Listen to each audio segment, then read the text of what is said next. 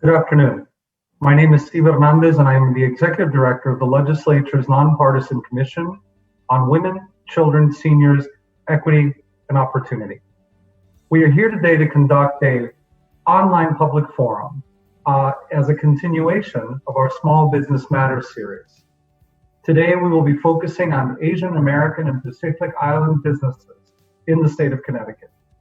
As we have talked about small businesses and the importance of small business infrastructure in the state of Connecticut, we have focused on businesses that really are the life center of families and communities in the state of Connecticut. Our Asian and Pacific Islander community is one of the fastest growing communities in the state of Connecticut. It is diverse, it is rich, and it is poised to be part of the powerhouse of engine of the economy of the state of Connecticut.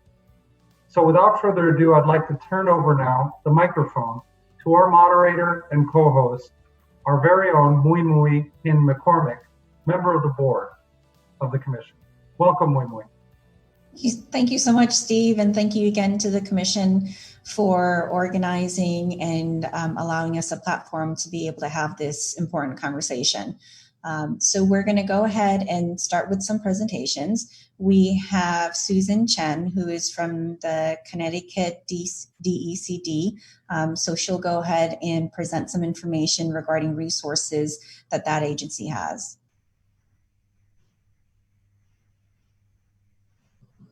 If you could just unmute.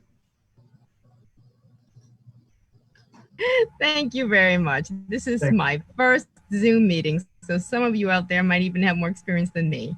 So thank you very much for moving this along. So I understand that someone else will be moving the screens. Is that correct? Yeah, I'm going to go ahead and try to do that for you, Susan. Thank you. I'm sorry, I don't have a clock near me. Let's see, do I have my cell phone? Yes, I do. So I'm supposed to stop at what time? 15 minutes from now, is that correct? Okay, so welcome. Yeah. We can actually move on the screens fairly quickly. So I'm with the Connecticut Department of Economic and Community Development. Actually, it would have been really neat to see all the other slides if nobody cared. Then I'd know what's coming up. So we can move on. Do you want me to put it the other way?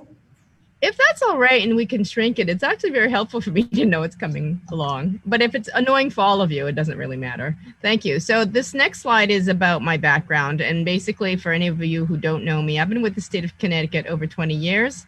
Most of it has been here with the Connecticut Department of Economic and Community Development. I've worked with municipalities, I've worked with business owners, I've worked in a variety of roles, such as supporting the industry clusters and supporting the municipalities that are distressed, as well as working with individual owners to help them get grants, loans, and refer them to organizations when our agency does not have the capacity to do it. So just for any of you out there who do not know my agency, we are basically funded by your taxpayer dollars, and we would love to help everybody, but we have a limited staff.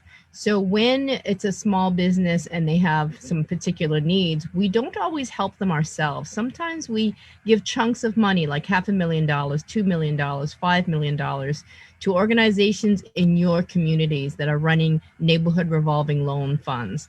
And then we will give the chunks of money to them, and they are responsible for dispersing it to the local businesses. So if you don't get to work with any of my peers, it's not because we don't like you, we don't want you, it's because we don't have the capacity to do all of the manpower necessary. And we will be referring you both within our own agency to our partners, as well as those that are funded by the federal government. So we can move on to the next program. That was just the next slide. So what I've done here on the next few slides is I've got two columns. And on the left, you'll see my state agency. So I am your state government. I work under Governor Ned Lamont. On the right-hand side, you'll see the federal government. Those are your federal taxpayer dollars going to work, and that will be John Shu, who will explain that later. And what I did was I put these side by side so that you could see that we support one another. The federal government obviously is under the United States President and under the Department of Commerce, the Small Business Administration, and they are the umbrella around the nation. And John works for Connecticut. The top office is here in Connecticut, in Hartford. So what you'll see, let's go down the bullets. I say no counseling. Oh, no, the same slide. Thank you. So what happens is we don't do one-on-one counseling. We don't, if you come in and you need some help with a business plan, I cannot help you, but I will refer you to a few of the organizations that are listed right under that bullet: Department of Labor, either United States or Connecticut, the Small Business Administration, that's the one that John works for, and under his organization, SCORE, Small Business Development Center, Women's Business Development Centers, these all get money. We all have a similar mission to help whoever comes through our doors. And those organizations do not charge for services. So when you come in for my grant and loan, but your business plan is not ready, or you need a little bit more help because your business is not 1 year old, but within 12 months you would be ready, then we'll refer you to one of these organizations, and then you can get some free help, and then you can come back to my agency or to someone else. And I also listed the University of Hartford Entrepreneurial Center. That's up here in the greater Hartford area, and it's really good. And it's also funded by the DECD, and so it has free services. Under that is capital access, or access to capital. That means money. Access to capital here at my agency is grants and loans. And MAA stands for Manufacturing Assistance Act. That's for very large deals, 1 million, 12 million. So when you're ready to do that, you can come to us for that. Otherwise, the EXP stands for Small Business Express Program, which was dedicated to small business direct lending from my agency, not going through the partner revolving loan funds. However, at this point in time, because of the COVID-19 duties and responsibilities, we had to suspend it temporarily. So the money will be available in the future, but right now we are short-staffed. And as of March, we were all hands on deck for every emergency that happened. So hopefully you'll understand that we are presently not giving out any money through the Small Business Express program. Right under there is tax credits and abatements. So if you go move your business into certain distressed municipalities, you can get tax credits and save money on your building taxes and your machine and equipment. So we can talk about that later. Right under that is contracting. So we'd love to have small businesses come and sell your goods and services to Connecticut. So you could be selling computer software skills and whatever else we might be buying. So I'll explain that in a future slide, but basically I don't do that myself, and I have to refer you to another state agency and another organization. And under that says disaster assistance. Because it is the state of Connecticut, and because we just barely got out of a fiscal situation, we didn't have a lot of money. So we did have a Connecticut Recovery Bridge loan, and we've already spent the money. So it's already suspended. And then any other money that's emergency, you may hear about PPP assistance and payroll assistance, and all of that has to go through John Shu's SBA. So we'll talk about that in the future. Next slide, please. So here are some of the lending partners, as I was mentioning earlier. If we give $500,000, $2 million, $5 million to an organization, these are the organizations. So the Hartford Economic Development Commission is HEDCO. They offer the Minority Business Revolving Loan Program. That is through my state agency. That is your state dollars at work. And it is supposedly marketed to everybody in the state who's a minority, ethnic minority. And then the other organizations have very specific missions. So we have Community Capital Fund, the Community Economic Development Fund, which is focusing on distressed municipalities, the Community Investment Corporation. I like that one, and it doesn't seem to have as many restrictions as CEDF. So for those of you who are looking for small loan money, I would recommend that you go to CIC. And then Connecticut Innovations is an organization that does high tech. So if you and your family and friends have really high tech, innovative things that would be patented, that's the organization that would be funding you. And then Sector at the bottom, that is actually in the southeast corner of Connecticut, and they have some money, and they also help people do government procurement. Next slide, please. We have, when I refer you to those organizations that were on an earlier slide, which was Small Business Development Center, Women's Business Development Center, these are some of the things that they help you with. So I went on to the American nationwide Small Business Development Center, and they had this handy list there. That particular nationwide list said this is how many people or strings of discussion they had on these topics. So I just wanted you to know that while I cannot help you directly, if I refer you to any of those partner organizations, this is the free help they can help you with.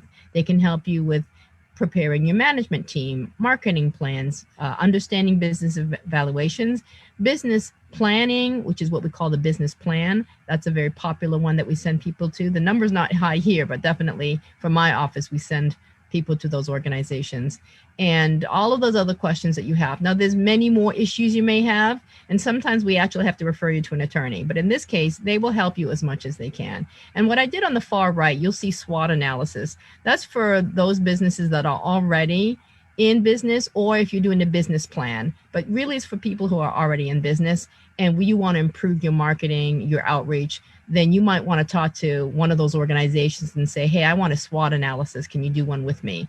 And they can take you through that. Next slide, please.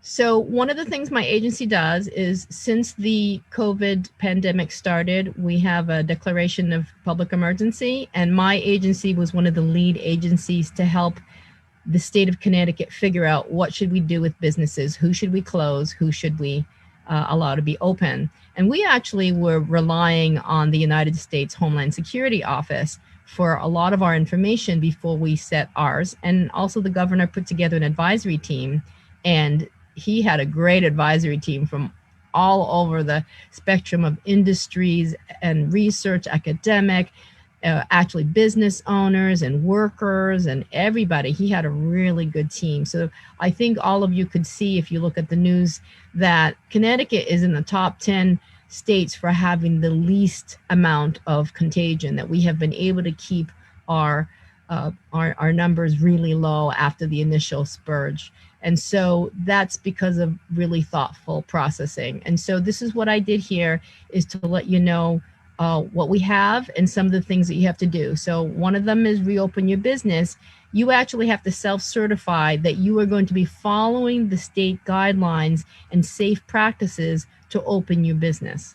I won't go through this a lot. I just wanted to let you know that there's a whole bunch of things that we put on our state website, and we can discuss this at some future point. Next slide, please. So what I did here is I wanted to let you know, since you are business owners, that there are primarily 6 agencies that you would be dealing with if you are starting a business and then continuing to expand your business. So what I did was I put them both on the left-hand side as well as in the circle, because I wanted you to know that you are the center of our universe and we are here to help you. And so there's going to be a continual flow of communication. So at the very top, I've got the Connecticut Secretary of the State, yes. And that's the one that you have to register your business name. I call that your birth certificate.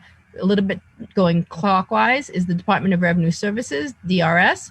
That's the one where you have to get a taxpayer number. So once you get your name, you get your taxpayer number at the state level, similar to getting a name and then getting a social security number. Next one down is Department of Labor. If you have employees, you need to register yourself so that you can start paying unemployment taxes. But if not, you can skip that if it's just you working by yourself. Underneath that is the Connecticut Department of Consumer Protection, because we do have laws that protect the consumer. And so if you are a healthcare worker, or you're a person that needs a license to do your job, maybe a policeman, a nurse, there's a whole range of them. There's a whole list of them. And you might have to go through the Department of Consumer Protection, or if you didn't, and then your clients complain about you, they might go through this agency. So just want to let you know it's there, even if you don't deal with them. Next one up is the Connecticut Department of Administrative Services. That's where I want you to register your business if you've been around more than a year, because we want you to sell your services and goods to the state of Connecticut. You cannot participate and get contracts with us if you're not properly registered. So not everyone is registered, and we encourage you to do that. And the next one up is mine, the Connecticut Department of Economic and Community Development, grants, loans, and referrals. Next slide, please. So what I'm going to do in the next few slides is I'm going to take you through all of those 6 agencies, and I made it simple. The first slide, such as the one you see here, is the main page for the Secretary of the State. This is what it looks like. And what I did on every single one of them is I was curious to see, are there any languages for our Asian group? So I click on it, and if you see that little blue box up there, it says language settings, thank you very much. If you press on that, you get that little white box that the arrow is pointing to. And somehow they've only chosen one Asian language and not any more than that. That's pretty much it. I think it goes to Russian after that, after Portuguese. It's not a big list. So I talked to them because we were developing a new website, which I'll tell you in a few minutes. And I was very concerned about this. I said, how can we support the workers? How can we support the businesses if you don't have more languages? And they said they're working on it. The initial run was this one, and then later on, I already gave them, I think I talked to you about which were the languages that you thought were the highest, and I shared that with both DAS and Secretary of States. So they're working on it on the next version. So you're going to see two slides. This first slide, which is the home page, and if you see the little arrow on the left, it says business services there, even though you can't see the menu. So almost every single state agency has a web page that looks like this, and a little gray box on the left-hand column, and you'll see the menu item. So where I could find it, I would put the little yellow arrow so you can find business services. So if you're a business person and you need to do something with the Secretary of State that's related to your business, you can click on that little menu option there, and it should take you to the business pages. And before I move off this one, I did want to give you a little bit about all the state pages. If we start at the very top, it's red.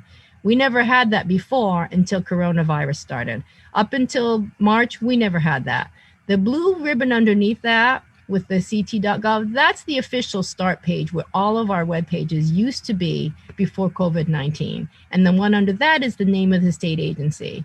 The one under that is yellow. That's also new. So prior to all this, we only had the light blue and the dark blue ribbons, and only because of COVID do we have the red and the yellow. So at some point, maybe in a year or two, we hope the yellow and the red banners will go away, and it'll be going back to the blue and the navy blue. Let's move to the next page. So what I did with all of these is I give you both the way to get to your business page and then what I thought would be important. So if you push that gray business services, you get this page next. So you can, at this point, you can, file your annual report of your business name and address. You can look for your liens. You can look for a business name, all sorts of things like that. On the right-hand box, I personally typed in frequently asked questions to find the web page on their site. So the next few slides will be similar. The left hand will be, do they have a business services section just for business owners? And on the right hand side will be, do they have a frequently asked questions section? So the next slide, please. The next one is revenue services, just like I said on that circle. Again, on the left hand side, you're going to see that gray menu, and the second one down says for businesses. When you click on it, it'll be the next page. Next slide, please. So this is what it looks like when you click that business services for DRS. Oh no, before that, I wanted to show you something. There's also another page there, but no, stay where you are. You can see those little red arrows that I put. I clicked on that, one of those little red arrows, and it came out with managing your business. So I think my yellow arrow slid a bit when I was sending it to you. But what I want to let you know is there's a lot of information, and I was actually surprised to see DRS has a section on how to manage your business. So that's pretty cool. And on the right-hand side, they also have a question and answer section. We don't have to dwell on that. Next slide, please. The next one is Department of Labor. Again, only important if you have employees or if you plan on having employees. What I did is in the red circle, I noticed that they don't have the language setting like everyone else. It appears they only have Spanish. So I can apologize on my end. I don't know why they only have one language. If there's a need for that, you as the taxpayer can certainly write to your state legislators and say, hey, I was on your state webpage and I couldn't find my own language. So you can mention that to your state legislators. But in the meantime, I wanted to let you know that if you were hoping it would be in another language, it appears that it's only English and Spanish. Next slide, please. And again, Department of Labor, if you press on Employer Services button, you're going to get a web page that has all of those. So I don't expect you to read them. I just wanted you to see there is a whole wealth of information at the Connecticut Department of Labor. I hope you go visit it one day and have fun with it. And again, frequently asked questions, they do have a web page for that. Next slide, please. Next one is consumer protection. I don't expect you all to go into that, but there is a menu button on the left for businesses. So do feel free to press it and explore that. It's your taxpayer dollars at work. Go check those web pages out. Next page, please. Again, Department of Consumer Protection. I gave you the links for that page for businesses, and I have the links for frequently asked questions. But there's far more on that web page, so don't just stop at those. Next page, please. Department of Administrative Services. This is the one where I am hoping that some of you out there can register with the state and sell your goods and services to the state of Connecticut.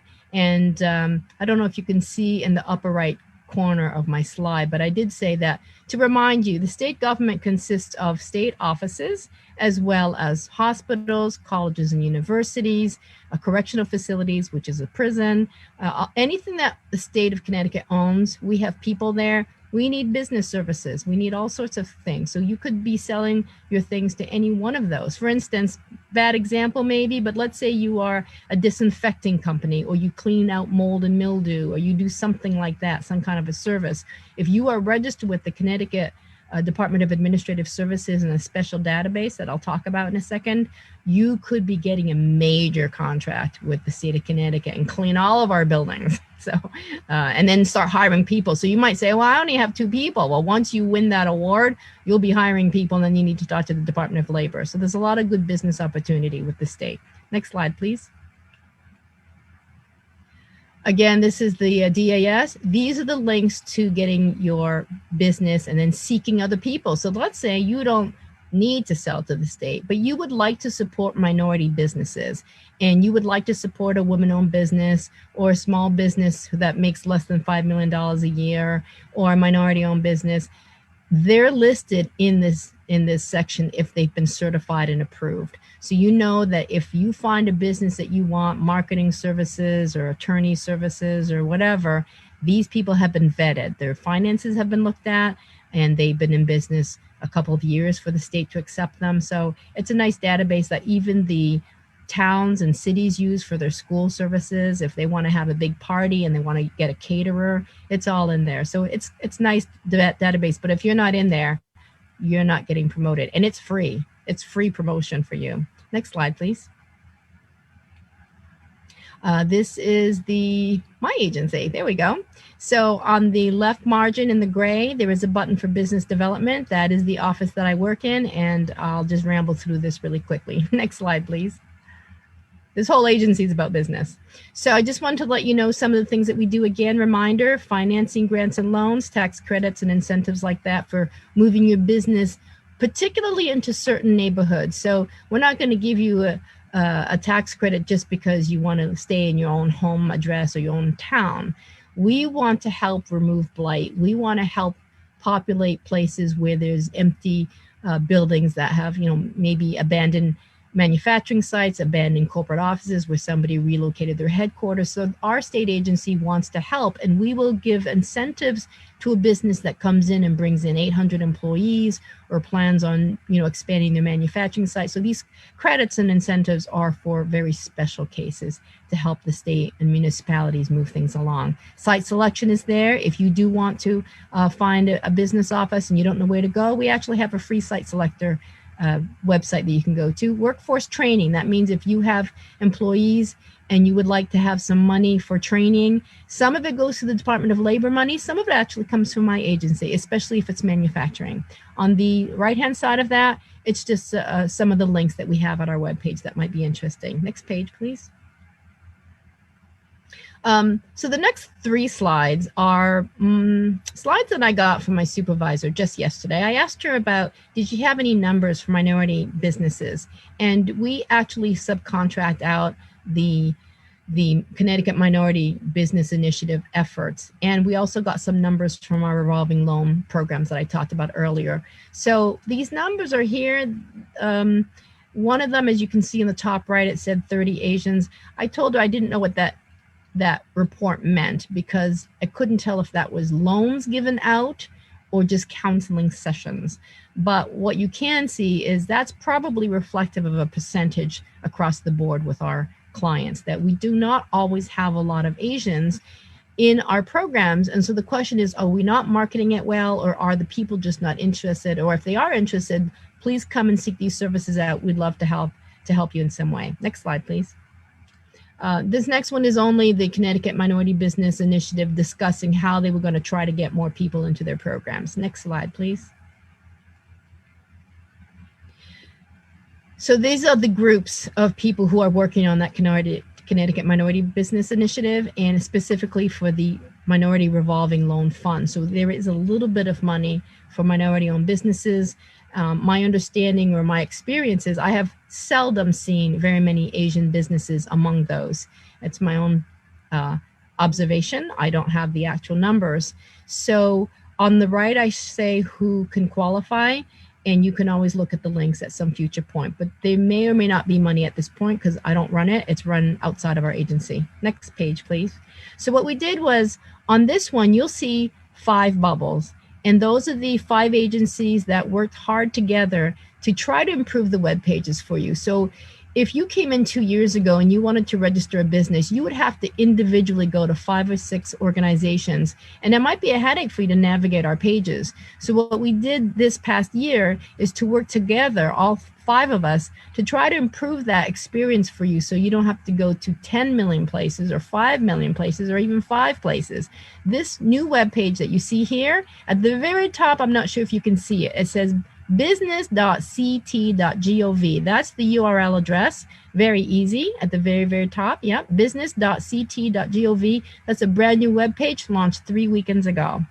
And it's called Your One Stop for Doing Business in Connecticut. So the next pages will be kind of cumbersome, but that's because the pages are very long and I want to highlight some features. So let's go to the next page.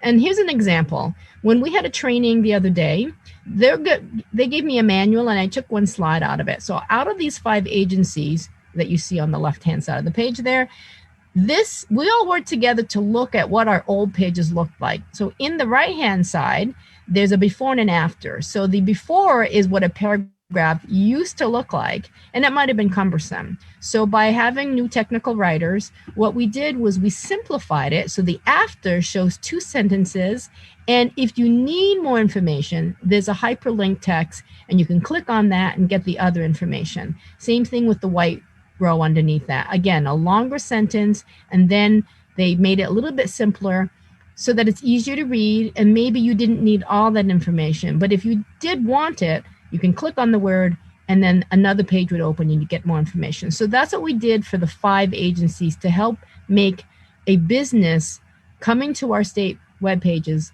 have a better experience and less stressful, especially if you are a minority-owned business. It might be a lot for you. Next page, please. So what I'm doing is I'm bringing you back to that one page, the front page of the business.ct.gov. And the top right corner, again, I give you the hyperlink, the full hyperlink. And what I did was I copied underneath it just a couple of the images that you're going to find. It's a long page. You don't have to try to strain your eyes to read it. I just wanted to let you know we've got a lot of things on that page. Next page, please. So the next one's going to be even busier. What I did was I collected a whole bunch of things from that long page, and I'm showing you all the many things that you can get on that one site. So instead of going to the Department of Labor and Department of DAS and Secretary of State's and my agency, it's all on one page. And all you have to do is scroll down the first page and find these interesting things. So my yellow arrows only point to interesting stuff that you can see on it. I would have to say at the top middle of the page is what you're going to see at pretty much close to the top. Then it's top resources. So again, you click on those navy blue boxes and it opens up a new page. In case you missed it, is going to be kind of on the bottom left. And at the very bottom left, there's going to be questions and answers and a 211. I do want to let you know that 24/7, 24 hours a day, 7 days a week, you can call the 211 number, either telephone them or look them up on the website. And 211 answers all your questions. I fell down, or I don't know what a heart attack is, or where do I find the place for testing, or anything. It doesn't even have to be related to COVID. It doesn't have to be related to business, but 211 has information from our state to answer some of your questions and refer you to the right places. And on the right-hand side of this slide, it's probably 3/4 of the page way down the web page. It says COVID-19 questions. So again, it's a business web page, and if you're a business owner and you want to know all these emergency orders, governor's updates, just go to business.ct.gov and scroll down, and you can get this one handy page that's going to take you to everything. Next page, please. Again, it's the same page. I'm just giving you a feature. If you see that those images with my yellow arrow is, once you see that, if you are a person who's thinking of starting a business, you can click on that blue button that I'm pointing with the yellow arrow. And by the way, this is connected at all 5 agencies. So you can say, I want to start a business, and you can click here, and let's call that the basket. All right. So if you click on here, it's going to bring you to the basket. Well, this same link is at every single one of those 5 agencies. So it doesn't matter if you come through My Door or Department of Labor, Secretary of State, Department of Administrative Services. We are all going to be pointing to the same handy website where you're going to be walking through it. So let's go to the next page and I'll explain it to you. We've just been developing this recently, only launched 3 weeks ago. So to start a business, if any of you are out there and you're thinking of registering a business with the state of Connecticut, we're trying to make it easy. You can either jump right in and register, or you can say, you know what, I'd like to have a checklist first because I know I have to gather documents. So there's this section called Create a Personalized Checklist. And we encourage you to save it, because if you don't save it, you lose all your information. If you do save it, it's private and you can put your own business name, and it's going to walk you through. Again, this is only a collage of stuff. This is not how it's laid out on the web page. I just want to let you know some of the images that you'll see when you get to that website. Next page, please. So here's a sample of, let's say you're doing the step-by-step, you get into the system.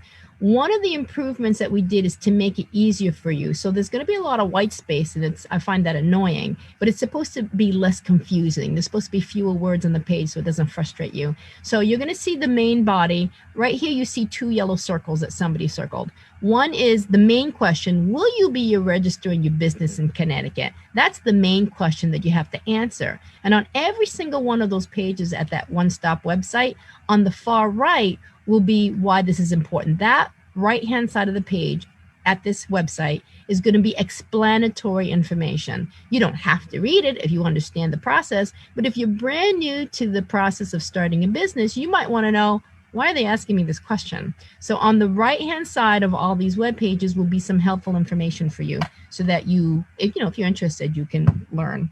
Oops, I just went over my time. I'm so sorry.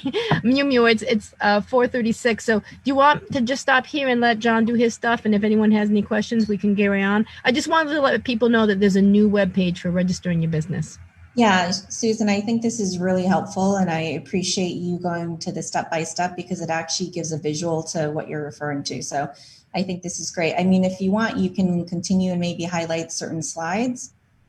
Okay, well, let's go really fast then. Let's go super, super fast because I don't want to cut into John's time. The next slide is going to be business assistance. These are the many organizations in the state that are helping us to help businesses all around the state. Next slide.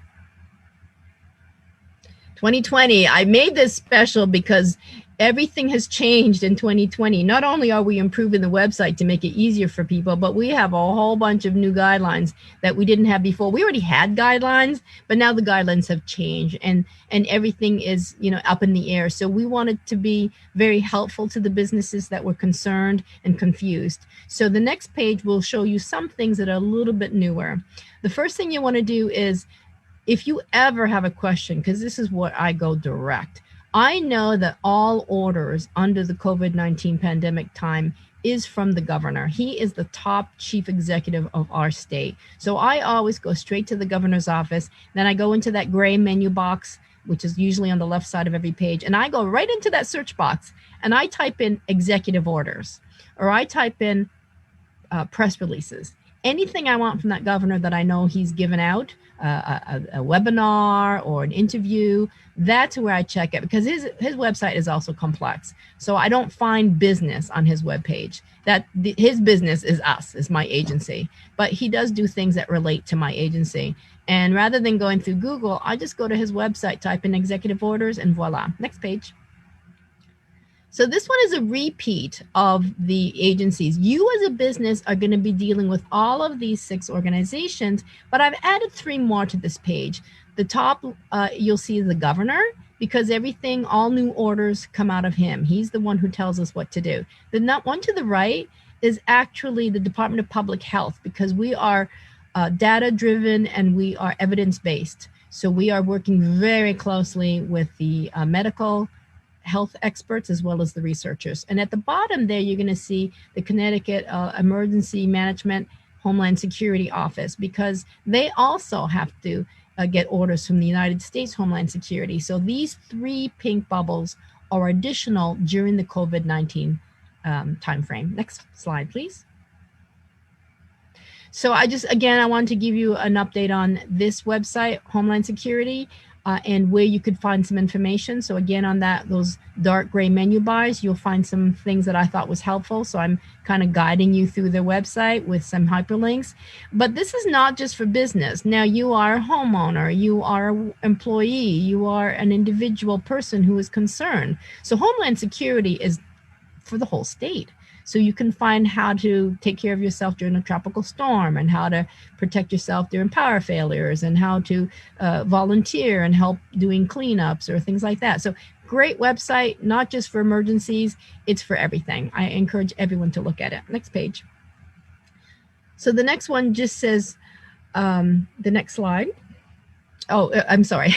Yes, public health. So public health is the one that we're working very closely with. Again, I've put an arrow where I thought would be a very good menu option for you. And on the right-hand side, we're already in the pandemic for the COVID-19, but we were very soon entering the flu season. And then public health state agency already has a lot of stuff for handling influenza. So you want to check that website out too, if you like to get your information direct. I don't like to listen to the news, the radio. I'm like, how do I know they're reporting it right? What if they missed something important? So I like to go straight to the government websites. Next page, please. So this one's just a ta-da, Reopen Connecticut. We've been so busy with Connecticut, and somebody created that lovely logo for us. Next page. It's exciting, but I tell you, back in March, there were a lot of businesses that were closed. So, they were waiting for that reopen. But for those of you who don't know, we actually never did close some of the essential clusters. So the United States Homeland Security had given us about 16 clusters that were essential, and we stayed with those. So there are people, friends, neighbors, and maybe even your own company where you never shut down because you are an essential worker. So on our webpage, this is my agency. You can see at the top, DECD.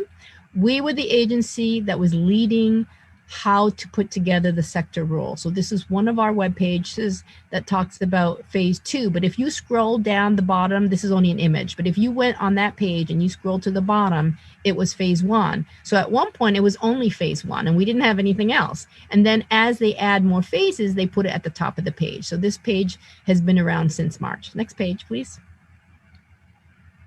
And this is just, very quick. I just took a snapshot. It's only an image. It's always ever changing, right? We know that there's going to be some new reopening rules or shutdowns. We don't know what's happening next in the next few months, but I just want to let you know that, what I did want to show you though, is that it's all English. I'm so sorry. There are no translations on those. They're just PDF files and it's all in English. Next.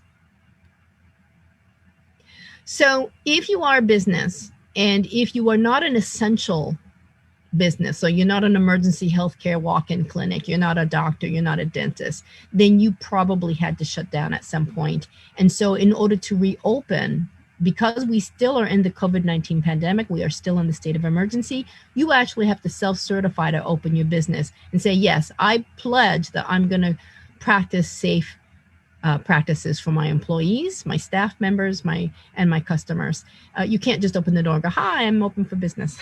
And by the way, that is under the executive rules. I'm not going to memorize them, but I will let you know that the governor assigned the compliance of that with the local police departments and the local health departments. So you're not going to find my agency running after you, but if you're not complying, or you have a taxpayer, a customer who complains about you, or you want to complain about the neighbor down the street, because we've had those calls too, it's all done at the local level, the police officers and the health departments. And we don't want to throw anyone in jail. We don't want to fine anyone. So really, it's just, how do you get your neighbors to comply, because they don't want to comply, and the police will go and talk to them, or the health department will go talk to them. Next, please.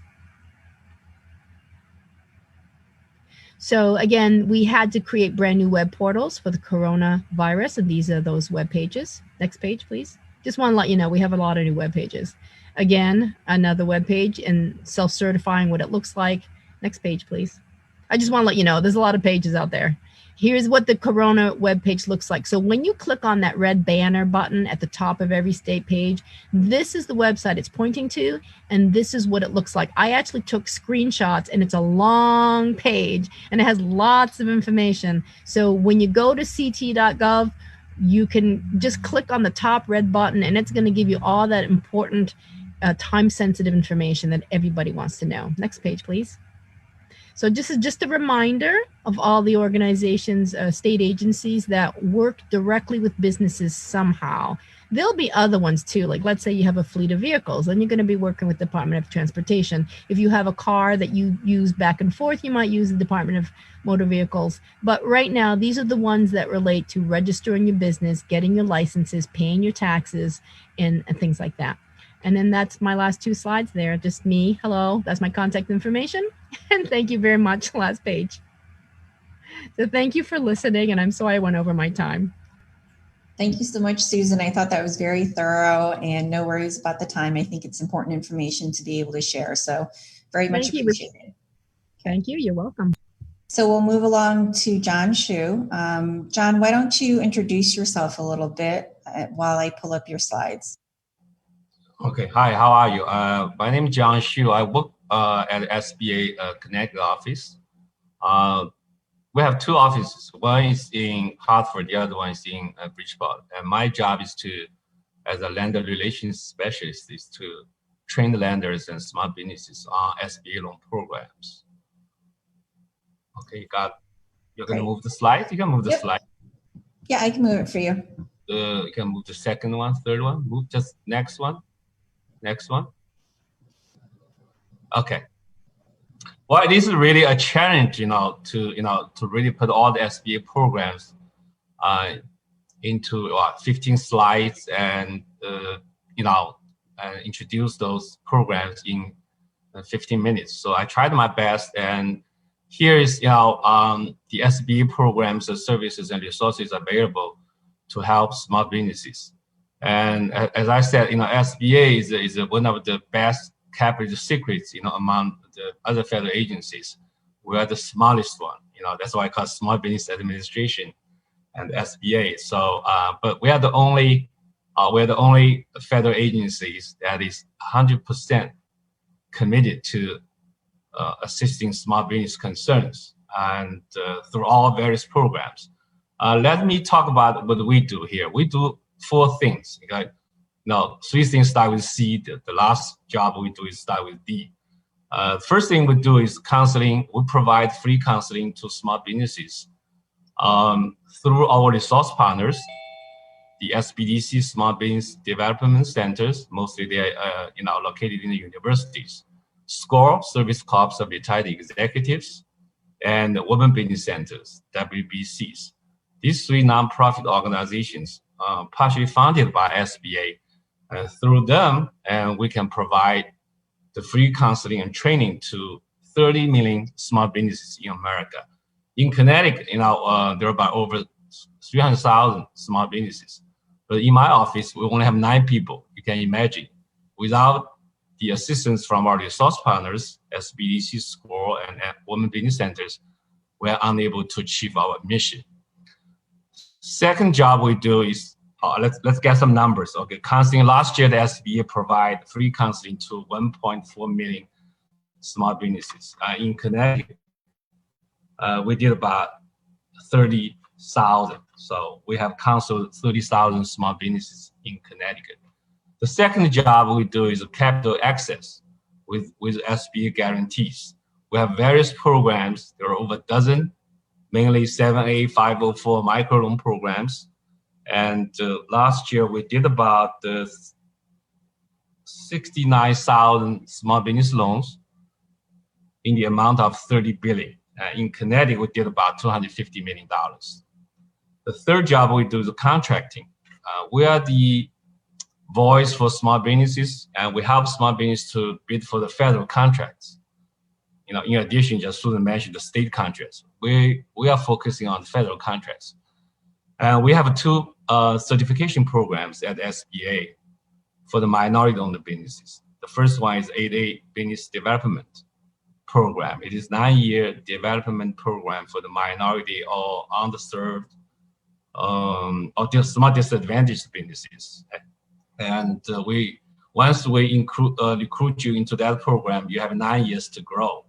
So many of the times, the contract officers will set aside the rules for some of the federal contracts for the 8A firms only. The second certification program by SBA is called Hub Zone, HUB's zone, you know, so which stands for the historically underutilized business zone. So we will certify if 1/3 of your employees or your company is located in the hub zone area. So you will be certified by SBA. And many of the times, our contract officers will set aside some federal contracts for hub zone companies.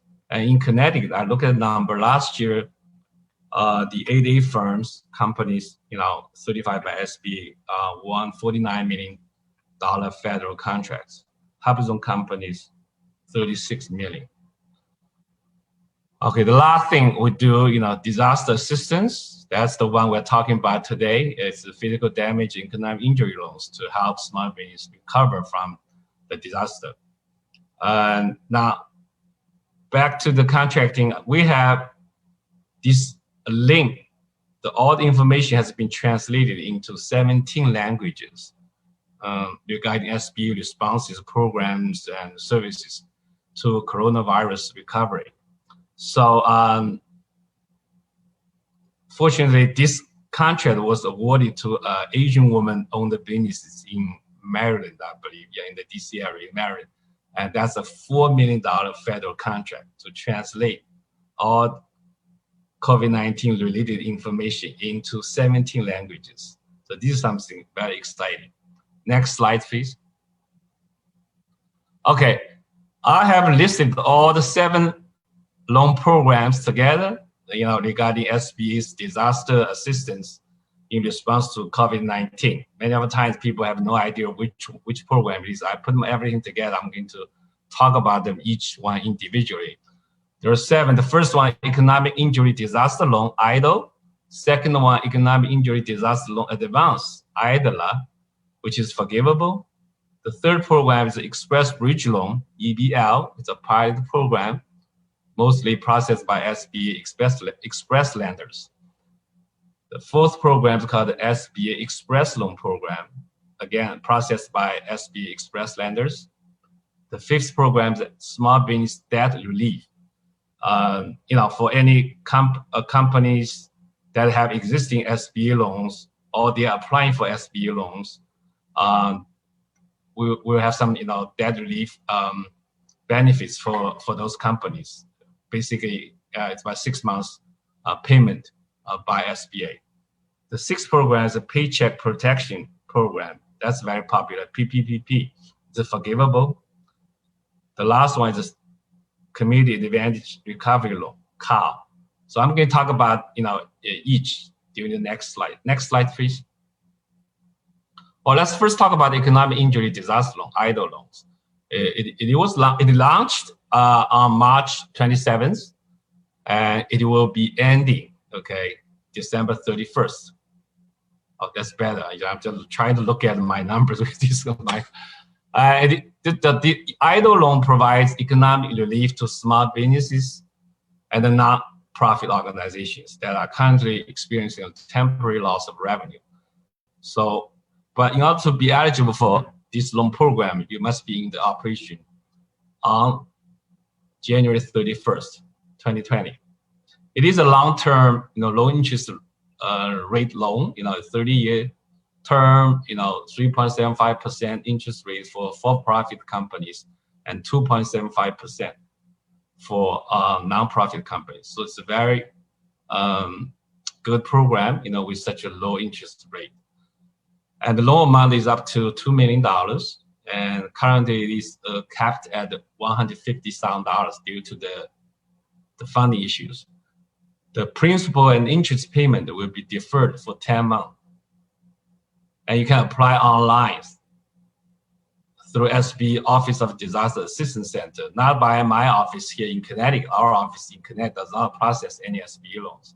It is a direct loan processed by SBA at SB Office of Disaster Assistance Center in Texas.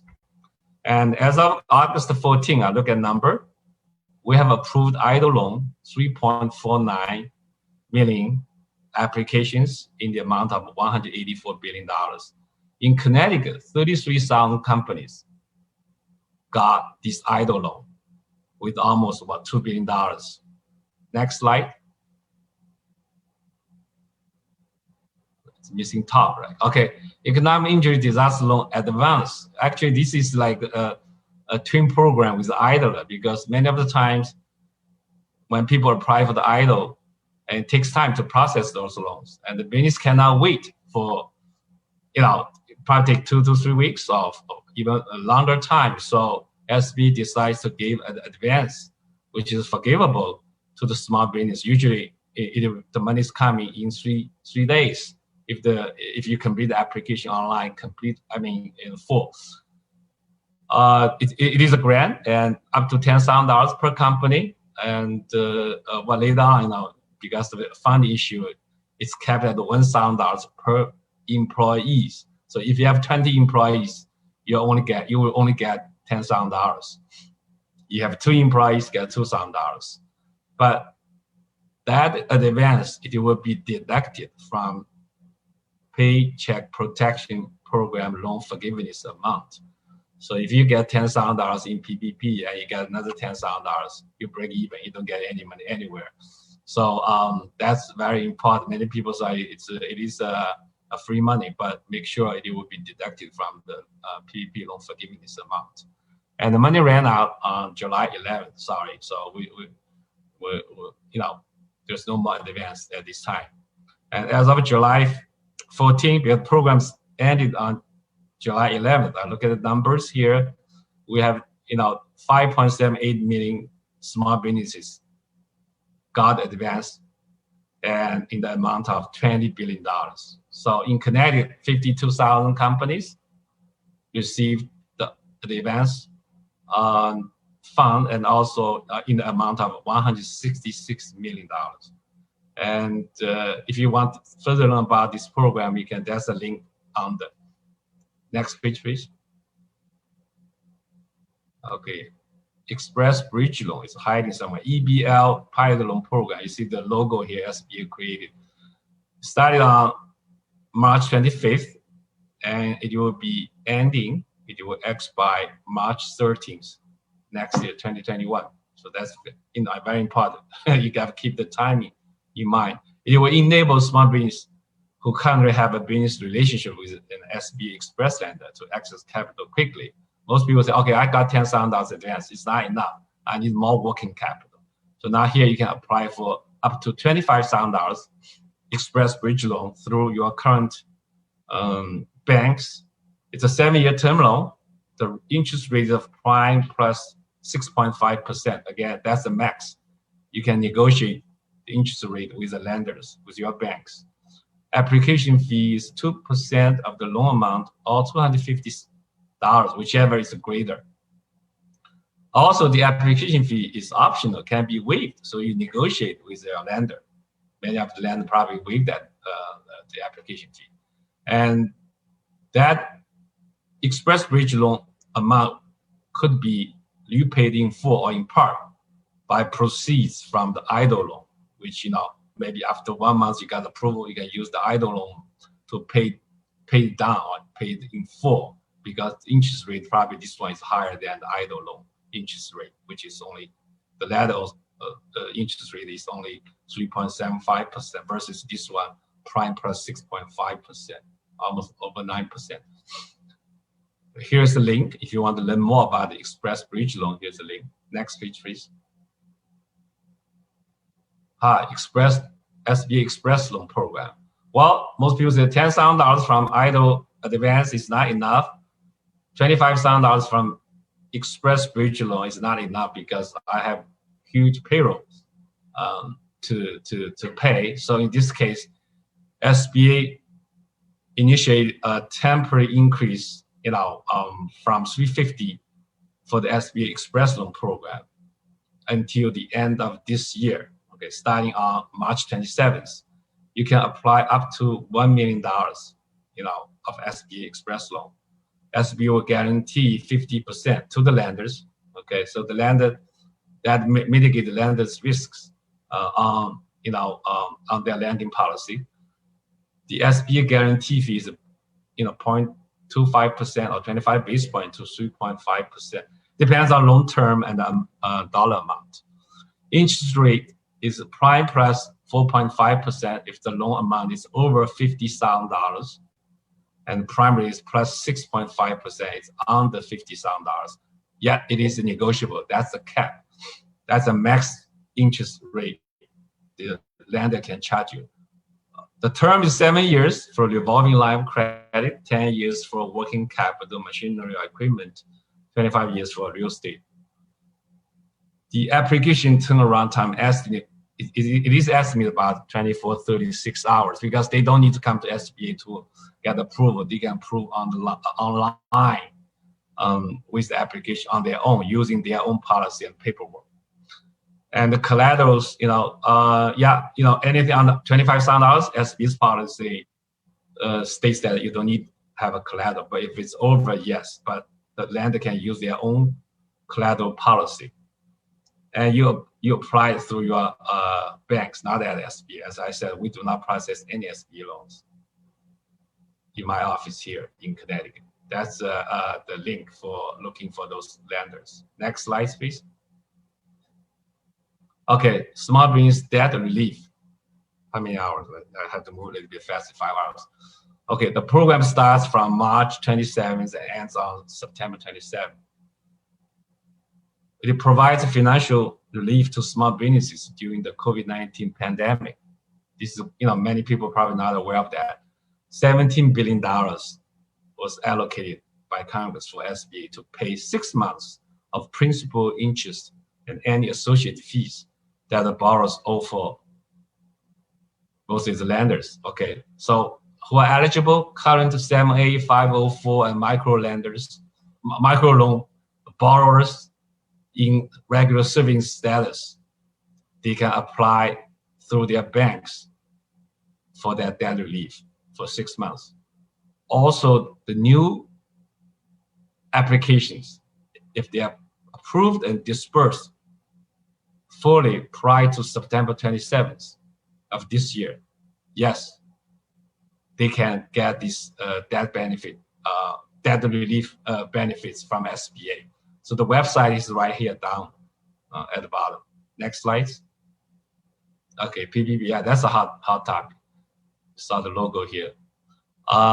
It started on April 3rd and ended on August 8th last week. It's really, the program is designed to help keep the employment during the COVID-19 pandemic. Most businesses are eligible, but you got to be in the operation before February 15th, 2020. Basically, the SB will, look at, the size standards, based on the NAICS codes, North America Industry Classification System codes. And then we have nonprofits that are eligible. There's 3 types of nonprofits. And if you move down, sole proprietorships, self-employed individuals, independent contractors, any company with 500 employees or less, or if you have more than 500 employees, you have to look at industry standard, because generally speaking, for the manufacturers and also for the wholesale businesses, the SB looks at the number of employees. But some, may have, 1,000, 1,500 employees based on their NAICS codes. And there are also some exceptions like the hospitality industries and also the airline industries. Next slide. Okay. The maximum loan amount for PPP is $10 million per company, or 2.5 times the average monthly payroll cost. So whichever is less. The individual employee salary will be capped at $100,000 per year. Interest rate is 1%. It is a loan, but it's a forgivable. Maturity is 2 years or 5 years after June 5th. Any loans approved after June 5th automatically will get 5-year term, but the interest rate is same at 1%. The first payment will be deferred for 6 months. It is 100% guaranteed by SBA to the lenders. So there's actually no risk on the lender's side, no collateral, no personal guarantee. So it's a very nice programs, and to the small businesses. Next slide. Okay. Well, first, if you look at the CARES Act, under the CARES Act, $350 billion was allocated for PPP. So we got the first round of PPP starting from April 3rd and ended on April 16th because money is running out. So SB has approved 1.666 million applications of $342 billion. That is almost like a 10-year loan volume SBA did in 2 weeks. Can you imagine that with the 10-year job in 2 weeks? The second round started on April 27th due to the PPP and Paycheck Protection Program, the Healthcare Enhancement Act, which was, Congress passed and President signed on April 27th, and ended on June 30th. So for the second round, SB has approved 3.2 million loans of $179 billion also. That's a second round. After the deadline, the Congress passed the PPP extension bill, okay, which because we still have $100 billion money left over. So in this case, the deadline was extended to August 8th. So it started on July 6th. But you look at the loan volume comes down a little bit. We approved about 327,000 PPP loans of 3.6 billion also. Now, if you look at the number here, there were about over 5,000 lenders or non-bank lenders participating in this PPP program. The total PPP we approved is about 5.21 million. That means 5.21 million companies that got the money, got the PPP money of $525 billion also. In Connecticut, about over 60,000 small businesses received $6.69 billion in the PPP loans. But don't forget, we got 300,000 small businesses. So still some small businesses are not applying, or what many of the companies told me that they are essential businesses, they are operating. But now after the ending last week, got so many phone calls. Oh, our business was down. I have to lay off like some people. I said, you have to wait for the third round or fourth round. This is it's end. Yeah, we do have about $130 billion left over. So there's still a chance, but the Congress needs to pass another, bill to really extend the PPP again. But it's beyond SB's control. Next slide. Okay, now starting on August 8th, 10th, SB is accepting the loan forgiveness applications through banks. Okay, as I said, we do not process loans. So the PPP loan amount is forgivable fully or partially on the following conditions: that if you spend more than 60% of the funds for the payroll cost, which I just listed: employee salary, commissions, cash tips, retirement contributions from the employer, insurance premiums, group health insurance benefits, vacation, parental, family, medical, and sick leaves, etc. So these are all included in the payroll cost. If you spend 60% or more, or 80%, 90%, whatever, depends on your company's situations, it's forgivable.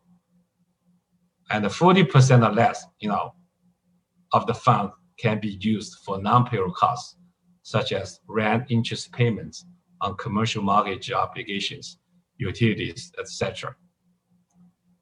Also, you have to maintain the full-time employees, 40 hours per week FTE, full-time employee per week, 75% or more. That means you cannot reduce the employee numbers by 25%. So if you keep 75% or more of your full-time employees, also 75% of the payroll for each employee, you will be fully forgivable. All the loan amount will be fully forgivable. And you can select cover the period, 8 weeks or 24 weeks, because many of the businesses are not operating. They got the money, they could not use it. So you can use 24 weeks.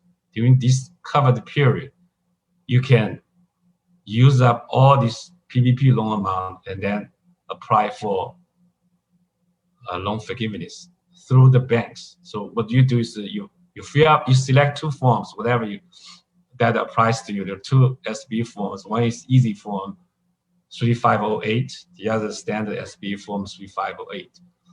And you submit it. You either can submit online, to the lenders for review and approval, and the SB will review that for the final approval. Next slide. Okay, well, fast. Well, once the PPP ends, and still many businesses are looking for money, especially the underserved markets, minority-owned businesses. So SBA on July 22nd started a new temporary program called COW.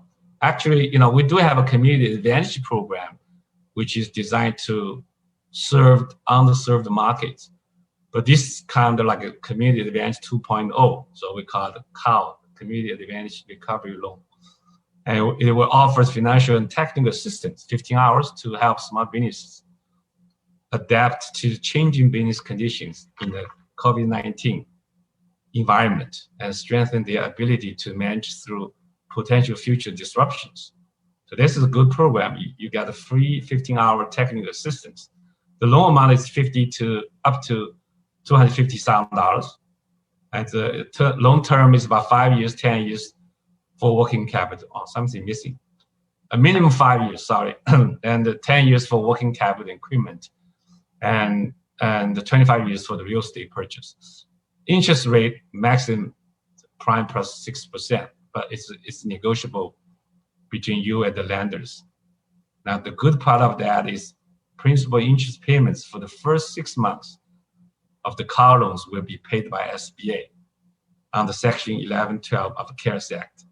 But the loan must be approved by September 27th and fully dispersed before October 1st, 2020. I think September 20th is the weekend. So if you want to learn more about this program, you can log on this website. Next slide.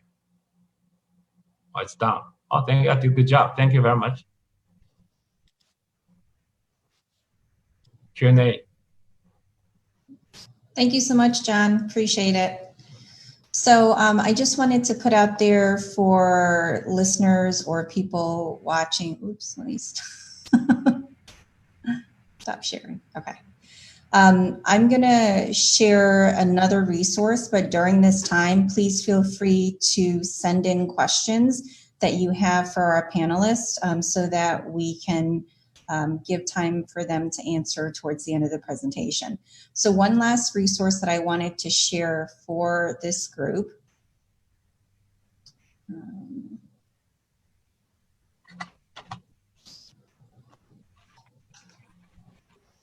Just bear with me for 1 second.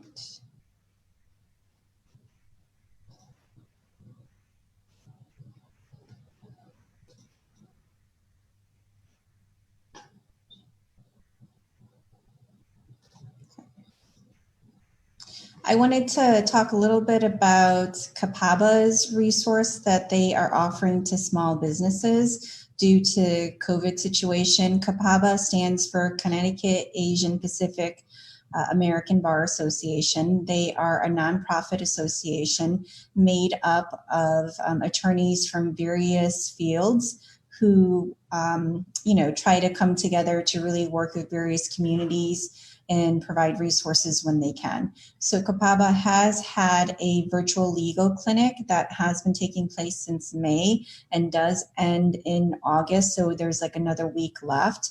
But members have indicated that they would work with individuals or small business owners that may need some assistance past the August deadline. So if you are a small business and you are looking for some assistance, please feel free to reach out and we will try to connect you. So for small businesses, they are talking about Connecticut-based entrepreneurs and small businesses with 25 or fewer employees. There are some related COVID assistance that's available. And then there's a link that individuals are able to actually provide some of their information, and then they're able to contact you for some consultation. So once you submit your intake, the COVID-19 clinic team member will follow up by phone or email. They'll request some additional information. They'll confirm eligibility and schedule remote consultation, providing a date and a time, and then they'll confirm additional logistics to that as well. Some partners that CAPABA has been working with are listed here. So definitely, recognition for the partners who definitely see this as a resource and a benefit to various communities. There is an email listed here as well where you can email for additional questions, or if you have additional comments or just want to connect with somebody.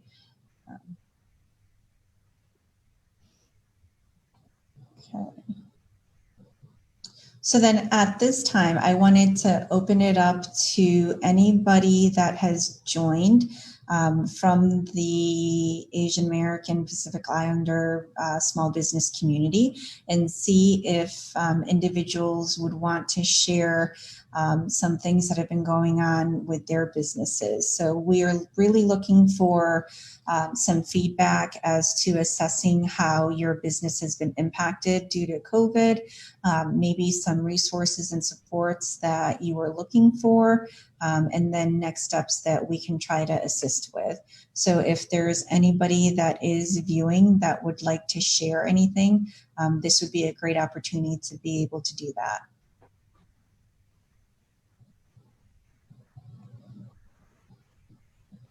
While we wait, I do have a question, and I'm not sure. First of all, I'd like to thank the presenters for their rich presentation.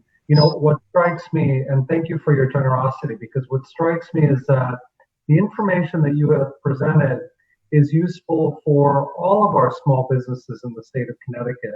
And it's important to see not only the interconnectivity of the information that's available, but also this beautiful organization that you've presented, Susan, that just shows the breadth of information that's available. So thank you for that. My question is around language access, and there were a couple of times when you mentioned that some of these resources were either only available in English or in one other language. I'm wondering whether there is an effort that you know of, and this is really a question for both of you, that you know of in expanding language access for our constituents in the state of Connecticut, and whether that is something that you think would be useful for the people that we represent in communities. Right, so the question is for me, correct? Sure. Yeah, so last month when we were doing the beta test, we rolled this website out approximately July 24th. So really it's only been about 3 weeks. And we did the beta test in August. Now I came in at the tail end because my supervisor invited me. But prior to that, it had been under development with the higher level organizations, because I'm really doing lending. I'm really working with businesses. So nobody thought of me and they were doing it at the commissioner and the higher level. So all those agencies, they were working on this diligently. And my supervisor only invited me for the beta testing. She goes, Susan would be really good at this. Let me invite my staff, and I'm one of them. And she said, how many of you would like to participate? We're going to have this brand new one-stop center. And I'm like, oh, sounds good. That sounds really great. And I'm a minority. This is going to be super. And that's the first thing I check every time is how many languages are there? And I remember when I worked with the Small Business Express program and it was rolled out about 2011, 2012 is when it first got rolled out. And I recall that some of the state pages had the whole Google array. I think there must have been 30 languages or something. And I remember looking at it going, this is great. And I'd promote it every time I went out there. But at some point, and I don't know when, it got narrowed down to these 5 on all those state websites that we checked. I mean, there's many more websites, but I only checked these out. I was really shocked, and I had quite a comment with them. And I said, you gotta add more. And then I talked to Moonmoy as soon as I had a chance. I said, what are the top languages that you have? I know we got an array of Asian identities, but which ones are the top languages? And she gave me about 5 or 6. And I promoted that right away to the Department of Administrative Services and the Secretary of State. So they said that they got a lot of comments from that beta test, things and glitches and questions that we as agents found, just regular testing of the site. So there's a lot of things for them to improve still. And they said that they would take in my comments seriously and they would do it. But we have no idea when, because we've got, A, we've already got COVID-19, and B, they're trying to also do this innovative website. So I apologize to everybody that we don't have anything broader, especially since we have a lot of workers, employees, and the owners that would need this information in another language, and it's not available. But nothing stops you from taking it in English, dropping it into a free translation service on the website, and getting your own translation. Yeah, thank you for your efforts, Susan. So I definitely agree that I think, that's a great question, Steve. Language access is always something that comes up for all of our diverse communities. And it's really important to be able to make sure that we have key people that represent these communities that really can speak on behalf of. So it's great that Susan was able to reach out and just say, hey, Moi Moi, what are some languages that really would be beneficial to the communities that we have in Connecticut? It's great that you're able to relay that and continue to follow up and really push for language access for more diversity and more communities. So I definitely, we appreciate your efforts and your continued efforts in that. Yeah. I do have to say though, because I was on a specific project, which is that Connecticut business site, the business.ct.gov, that's the site I was communicating about. So I highly recommend everybody in Connecticut go to their state representatives, legislators, and senators and such, and say, hey, your state website didn't have my language, and I really would appreciate it. My children, my grandmother, my relatives, this whole business would, however you explain it, you need to do it as a taxpayer to get in there and to say it there.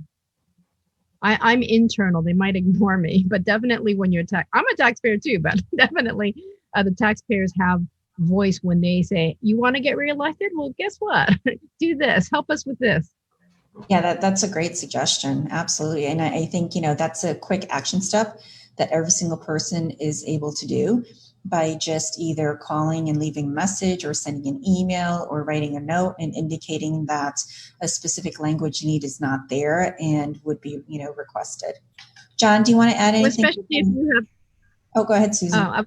Especially if you have workers or family at home and you want to give them a pamphlet and they don't want to believe you because it's in English, it's nice to have those special COVID-19 or other things that you need. Even if you have a labor law poster, let's say that your entire staff is all Asian language speakers, and you have to put those by law Connecticut labor law posters in your kitchen or something. It's all English. Who's going to read it? So it'd be nice to have those translated. Although that might be a federal thing. I don't know. John, you would know that. Okay. From SB's perspective, we always have, English and Spanish, our publications are online. And as I mentioned, previously we do have, you log on sb.gov, on the right top-hand side, there's Google translations. Even though it's not accurate, but you still get some general ideas. That's why recently SBA, put this request for proposal for 17 language translations contracts, $4 million, and the Asian woman owned businesses won that contract. So that's one thing. Second, if you look at SBA labor force, the staff, we're all diversified, and in our office, we have 4 people speak Spanish. So I'm the one who can, read, speak traditional Chinese and also simplified one. And I used to work in Philadelphia. There's a local Chinese newspaper called Metro Chinese Weekly. So I have my weekly column. So starting from this COVID-19, I have published 20 articles on PPP, IDO, all these SBA programs in Chinese. So I have about 34,000 readers based on the newspaper the chief editor's feedback. And so my clients are all over. I did not all of a sudden I got like 100 emails from all over the country, and most of the Chinese community they prefer use their own languages, and so many of the times if they don't understand, many of the we did like 3 webinars by our regional administrator, hosted by the Boston office and New York office too. And many, they type in the Chinese, they answer the question in Chinese. It's very interesting. I was like one of the panelists. My colleague Mandy, I think she's online from New York District SB office. She had a PowerPoint presentation, like 180 slides in Chinese and also in English. So usually she can spend like 2 hours on the presentation. And that's how, I think we try our best. And from federal agencies' point of view, really, we try to facilitate, provide the language, they prefer. But many of the times, as I said, Asian community, especially Chinese businesses, I look at the numbers, if you look at all the SB loan number, almost like 20 to 22% of all the SB loans went to Asian-owned businesses, which is more than double the combined number of the African American and Hispanic American businesses. So, especially for the PPP loans, if you look at those applicants, they spend pay $200, $500 to my CPA, let them fill out the form for us. So that's how they did, because of the language issue. Many of them could not really communicate fluently or understand the policies or rules of these loan programs. They rather hire the CPA or the friend they know, to apply. But many of the times, the CPA firm was screwed up too. Because there are too many applicants.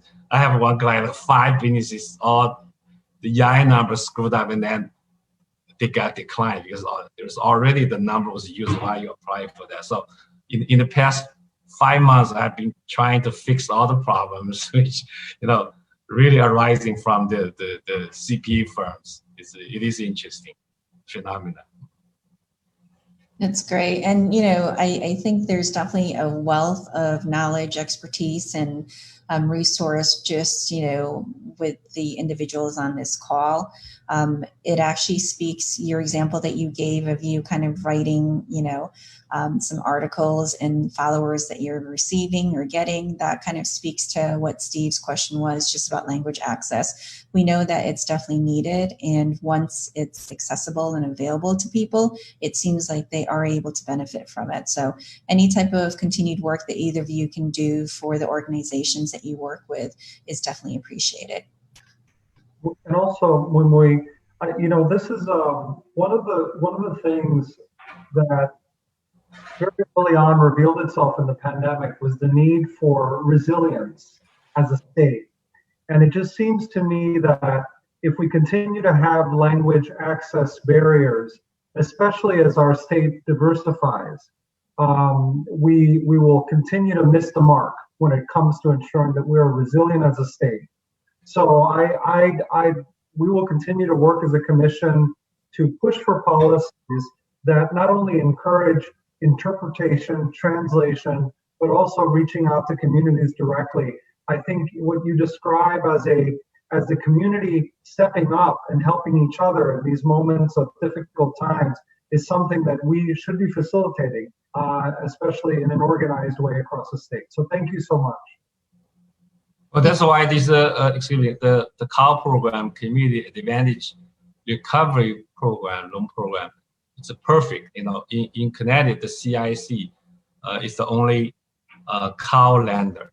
Okay, so because it provides 15-hour technical assistance, really, if you have language issues, that's part of the training area. So especially, how to really put my business online now, because it's really, we have to adapt to the new situations now. People, really how to manage your company in the new environment. So this 15-hour free technical assistance training is really beneficial to the business owners.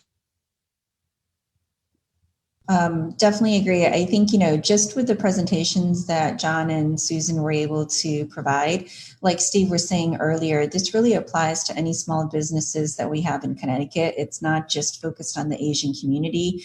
We are just kind of holding a platform for the Asian community because we don't want them to be forgotten about, right?